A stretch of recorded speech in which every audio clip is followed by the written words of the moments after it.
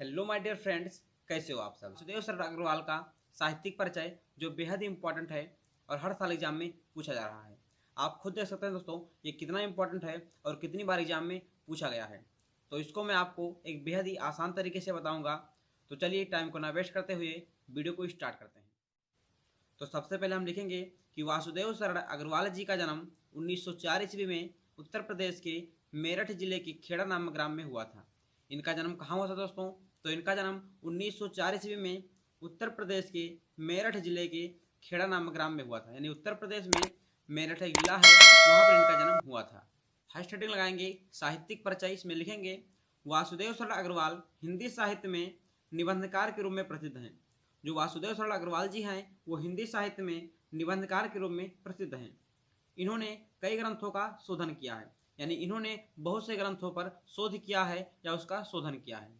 जायसी के पद्मावत की संजीवनी व्याख्या, यानी कि जो मालिक मोहम्मद जायसी का जो पद्मावत रचना है उसकी संजीवनी व्याख्या, और बाण भट्ट के हर्षचरित, यानी कि जो बाण भट्ट का हर्षचरित एक रचना है का साहित्यिक अध्ययन प्रस्तुत करके इन्होंने हिंदी साहित्य को गौरवान्वित महसूस किया है, ये गौरवान्वित किया है। यानी कि जो मालिक मोहम्मद जायसी का पद्मावत रचना है उसकी संजीवनी व्याख्या की है इन्होंने, और बाणभट्ट की जो हर्षचरित रचना है उसकी संस्कृति का अध्ययन करके इन्होंने हिंदी साहित्य को गौरवान्वित महसूस किया है या गौरवान्वित किया है। उसके बाद आगे लिखेंगे अग्रवाल जी के राष्ट्रीय संग्रहालय के अध्यक्ष भी रहे हैं। यानी जो वासुदेव शरण अग्रवाल जी हैं वो दिल्ली के राष्ट्रीय संग्रहालय के अध्यक्ष भी रहे हैं। इन्होंने काशी हिंदू विश्वविद्यालय से स्नातक करने के बाद एमए पीएचडी की उपाधि प्राप्त की है। इन्होंने स्नातक की परीक्षा कहाँ से उत्तीर्ण की है? तो इन्होंने स्नातक की परीक्षा काशी हिंदू विश्वविद्यालय से उत्तीर्ण की है और उसके बाद एमए पीएचडी की उपाधि प्राप्त की है एवं डीएलएड की उपाधि लखनऊ विश्वविद्यालय से इन्होंने की है। और इन्होंने जो डीएलएड की उपाधि कहाँ से प्राप्त की है? तो इन्होंने डीएलएड की उपाधि लखनऊ विश्वविद्यालय से प्राप्त की है। तो इतना आपको दोस्तों साहित्यिक परिचय में लिख देना है। उसके बाद अगला हेडिंग लगाएंगे कृतियाँ, यानी कि इनके निबंध संग्रह और संपादन में कौन कौन सी कृतियाँ हैं। तो फर्स्ट हेडिंग लगाएंगे निबंध संग्रह। निबंध संग्रह में इनकी कुछ रचनाएं हैं। पृथ्वीपुत्र, कल्पलता, भारत की एकता। यानी पृथ्वीपुत्र, कल्पलता, भारत की एकता इनके क्या है? इनके निबंध संग्रह है। अगला हेडिंग लगाएंगे संपादन। इसमें लिखेंगे जायसी कृत पद्मावत की संजीवनी व्याख्या, यानी कि जो मालिक मोहम्मद जायसी ने जो रचना करी है पद्मावत उसकी संजीवनी व्याख्या इन्होंने किया है। और बाणभट्ट का जो हर्षचरित रचना है उस पर इन्होंने सांस्कृतिक अध्ययन किया है, यानी उसका सांस्कृतिक अध्ययन किया है। तो इतना आपको दोस्तों कृतियों में लिख देना है। आपसे एक रिक्वेस्ट है दोस्तों कि अगर आपने अभी तक हमारे चैनल को सब्सक्राइब नहीं किया है तो प्लीज़ आप हमारे चैनल को सब्सक्राइब कर लीजिए। उसके बाद हेडिंग लगाएंगे भाषा शैली, यानी इनकी भाषा शैली किस प्रकार की थी। तो इनकी भाषा शुद्ध एवं परिष्कृत खड़ी बोली है। इनकी भाषा कैसी है दोस्तों? तो इनकी भाषा शुद्ध एवं परिष्कृत क्या है? खड़ी बोली है। इन्होंने अपनी भाषा में अनेक प्रकार के देशज शब्दों का प्रयोग किया है। तो इनकी भाषा शुद्ध एवं खड़ी बोली है और इसके साथ साथ इन्होंने अपने भाषा में अनेक प्रकार के देशज शब्दों का प्रयोग किया है। और अगर आपने इससे पहले के मोस्ट इंपॉर्टेंट साहित्यिक परिचय का वीडियो नहीं देखा है तो आपको वीडियो के डिस्क्रिप्शन में उसका लिंक मिल जाएगा, आप उसे देख सकते हैं। उसके बाद लास्ट हेडिंग लगाएंगे हिंदी साहित्य में स्थान। इसमें लिखेंगे अग्रवाल जी हिंदी साहित्य में निबंधकार के रूप में प्रसिद्ध हैं। यानी अग्रवाल जी हिंदी साहित्य में निबंधकार के रूप में प्रसिद्ध हैं। पुरातत्व एवं अनुसंधान में इनका एक श्रेष्ठ स्थान है। अपनी विवेचना पद्धति के कारण वह सदैव स्मरणीय रहेंगे। यानी अपनी विवेचना पद्धति के कारण वह हमेशा क्या यादगार बने रहेंगे, या हम इसमें कह सकते हैं कि अपनी विवेचना विचारशीलता के पद्धति के कारण वह सदैव स्मरणीय रहेंगे। इनकी मृत्यु 1967 ईस्वी में हो गई थी। इनकी मृत्यु कब हुई दोस्तों? तो इनकी मृत्यु 1967 ईस्वी में हो गई। इनका जन्म कब हुआ था? तो इनका जन्म 1904 ईस्वी में हुआ था। तो मैं आशा करता हूं दोस्तों कि आपको समझ में आ गया होगा।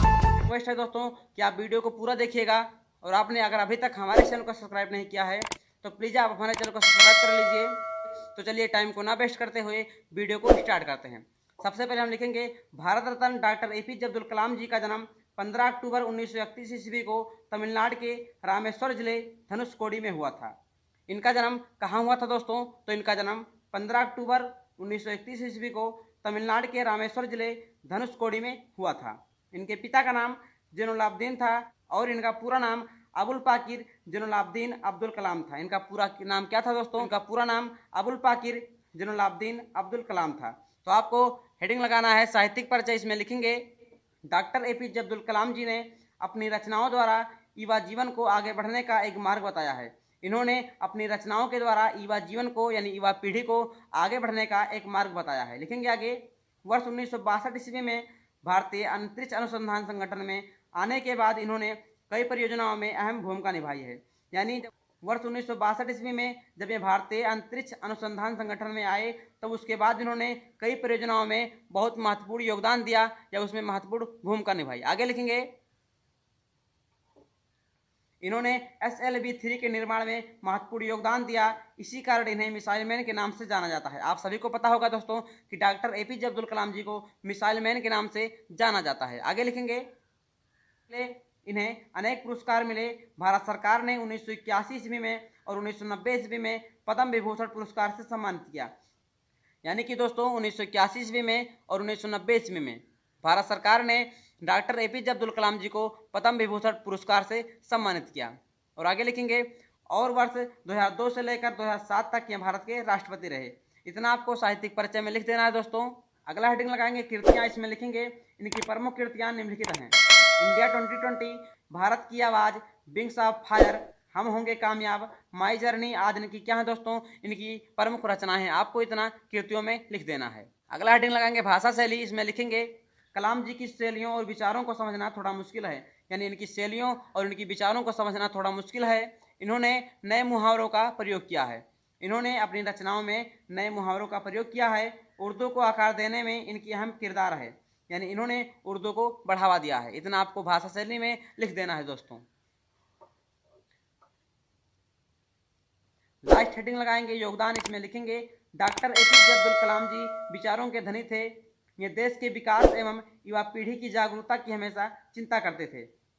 यानी कि ये देश के विकास एवं युवा पीढ़ी को आगे बढ़ाने के लिए हमेशा उसकी चिंता करते थे। आगे लिखेंगे, और भारत के विकास तथा वैज्ञानिक तरक्की की विशिष्ट सोच दी। 27 जुलाई 2015 को इनका निधन हो गया। इनका निधन कब हुआ दोस्तों? तो 27 जुलाई 2015 ईस्वी को इनका निधन हो गया। तो आज का वीडियो समाप्त होता है दोस्तों। और आपने अगर अभी तक हमारे चैनल को सब्सक्राइब नहीं किया है तो प्लीज़ आप हमारे चैनल को सब्सक्राइब कर लीजिए। आपको इस चैनल पर ऐसे ही इंपॉर्टेंट क्वेश्चन, ऐसे ही इंपॉर्टेंट वीडियो मिलती रहेगी। तो फिर मिलते हैं अगले वीडियो में। तब तक के लिए जय हिंद, वंदे मातरम।